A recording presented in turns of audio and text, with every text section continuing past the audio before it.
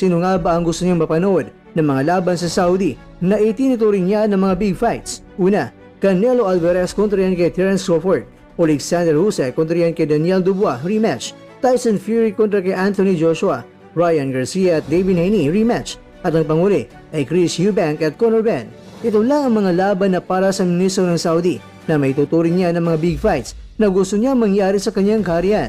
Kaya dahil dito ay marami ang nagtataka dahil isa sa mga pinag-uusapan ngayon sa boxing ay itong si Naoya Inoue kung bakit hindi kasali sa listahan na inabangan na mangyari sa Saudi Arabia. Pero syempre mga kakwento, dahil malayo pa bago magtapos ang taong 2025, dahil kakabagong taon pa lang ay baka magbago rin ang nasa isipan ng Saudi Minister na si Al-Sheikh at gaganapin niya sa kanilang kaharian ang laban ni Inoue, lalong-lalo na isa sa mga target na bansa na ipalaban itong si Inoue ayon sa kanyang kampo ay sa Saudi Arabia at pati na rin sa Amerika. Pero ganun pa man,